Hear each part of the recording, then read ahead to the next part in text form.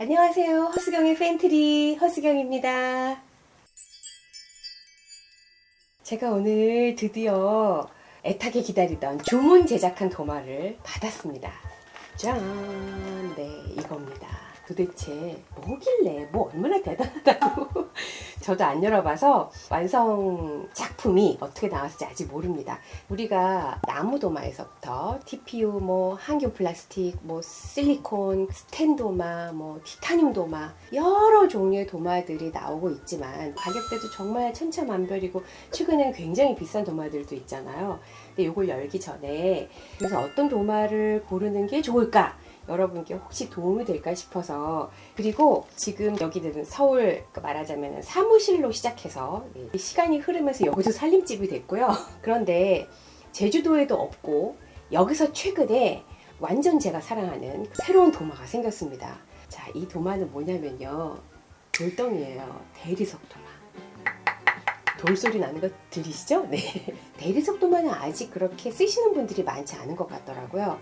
저는 왜 이걸 선택했냐면 이 도마질을 할 때 그 도마의 재질이 썰려서 음식이 들어가는 게 굉장히 저한테는 신경 쓰이는 부분이었어요. 그래서 다른 어떤 거 위생이나 아니면 사용감이나 가격이나 이런 것보다도 좀 안 썰렸으면 좋겠다.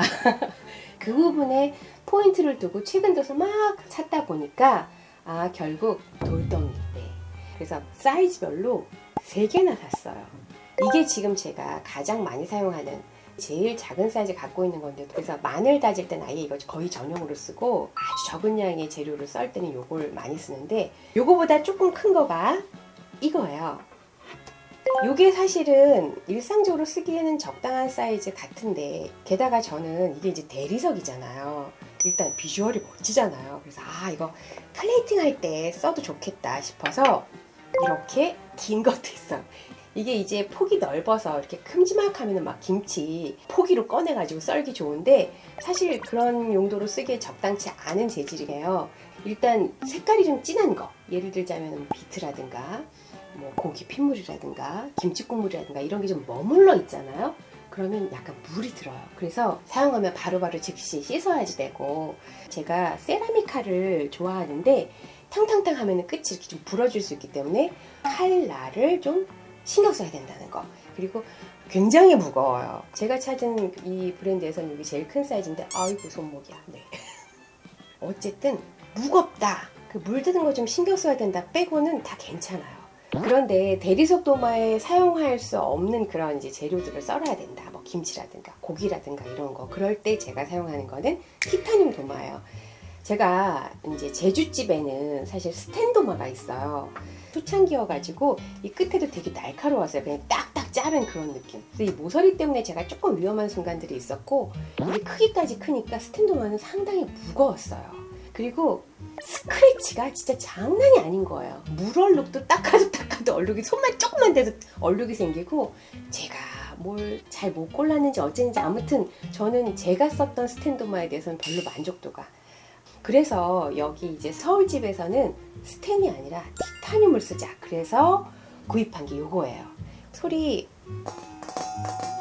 경쾌합니다. 요거는 이제 크기가 별로 크지 않고 스텐에 비해서 같은 크기라고 해도 티타늄이 좀 가볍고요. 순도 100% 퓨어, 그리고 의료용 이런 거 다 체크해가지고 샀거든요. 위생적으로는 정말 이 티타늄 도마 완벽하고요. 그리고 가격도 요즘은 굉장히 좀 저렴해졌어요. 만족하면서 쓰고 있고, 고기, 생선, 김치 이런 거 다 여기다가 썰어요. 그런데 그 칼날이 예리한 거 있잖아요. 그거는 금세 부뎌져요. 그러니까 티타늄 도마를 쓰실 때는 칼을 막 이렇게 많이 움직이시거나 탕탕탕탕 하는 거 역시 주의를 해야 되고요. 그리고 티타늄 도마에 결정타가 하나 있어요. 소리 민감하신 분들 있죠? 끼끼 부딪히는 소리 싫어하시면 이거 쓰시면 안 돼요. 소리 경쾌합니다. 그거 감안하시고, 저는 여러 가지 그 외에도 실리콘 다 안 써본 게 없지만 그래도 역시 변함없이 도마사랑은 나무. 네, 전 나무 도마를 가장 좋아하고, 지금 이 도마는 제가 제주도 집에서부터 갖고 온 거예요. 10년 넘은 도마고요. 처음에는 여기서 그냥 별로 큰 살림살이를 할 걸 생각 안 했기 때문에 조그만 거 하나 집어들고 왔는데 하도 많이 써서 이거는 제가 사포질도 굉장히 많이 했고 오일 먹이고 한 것도 정말 한 10년이 넘도록 많이 했는데 이제는 좀 아껴줘야겠다 싶어서 그냥 빵도마 정도로 쓰고 있거든요. 스크래치 엄청 보이세요? 제주도에 살면 서울에서 이렇게 며칠간 있다가 갔다 그러면 온갖 나무로 된 거, 가죽으로 된 거 이런 거는 다 꺼내서 다 들여다봐야지 돼요. 그러니까 점점 이 나무를 쓰는 거에 대한 불안감이 생겨난 거죠. 그래서 그 다음부터는 나무를 좋아는 하는데 보기만 하지 쓰지를 않는 거예요.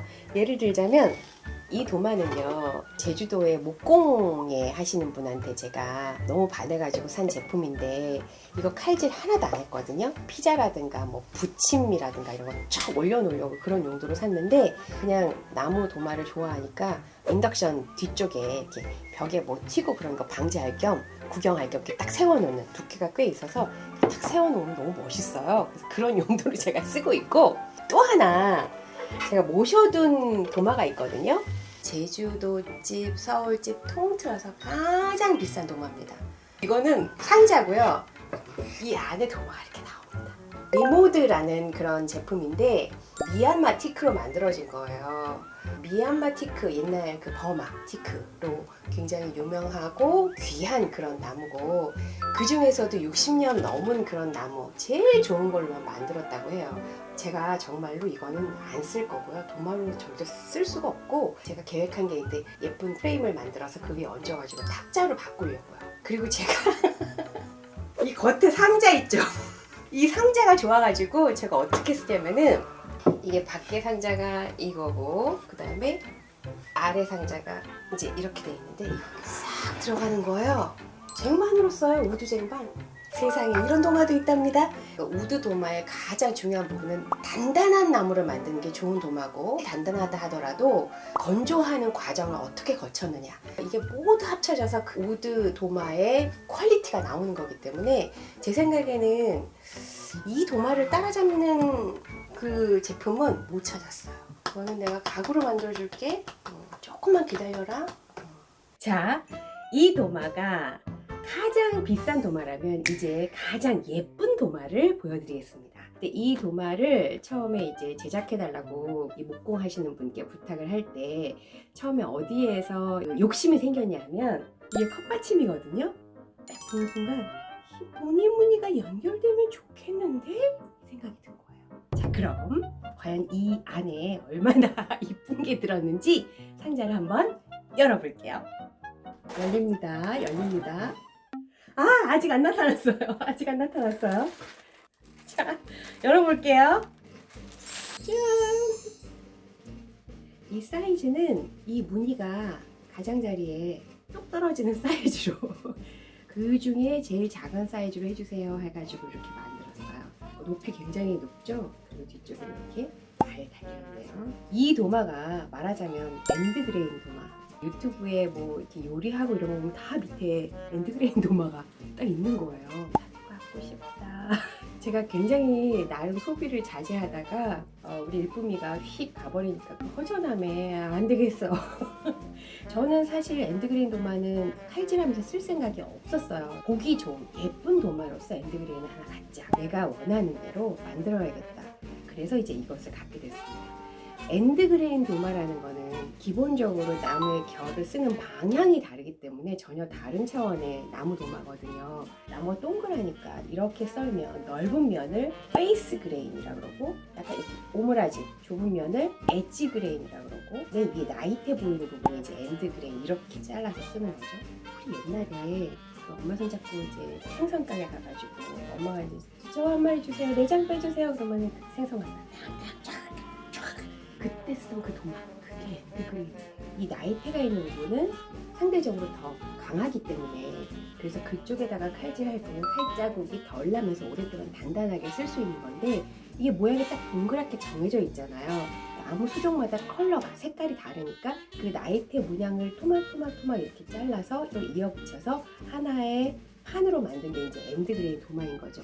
기본적으로 높이가 있어야 그런 조각들을 이어붙였을 때 탄탄하게 맞물리게 될 수가 있고, 혹시 여러분이 엔드그레인 도마를 고르실 때는 요즘에는 그 유명한 수입 제품 이런 거 말고도 목공 하시는 분들이 만드는 제품들이 많은데, 한 서너 가지의 수종, 색깔을 좀 섞으려면, 그리고 나이테 모양들을 좀 살리려면 그 각각의 수종들이 다 단단한 하드 의도인지를 확인을 하셔야지 되고요. 하드냐 소프트냐 나뉘는 거는 칼질할 때 칼집에 영향을 많이 주지만, 만약에 이걸 정말 제대로 도마로 상시로 여러분이 요리하는데 쓰실 거면 물이 많이 닿잖아요. 건조 과정도 굉장히 중요하거든요.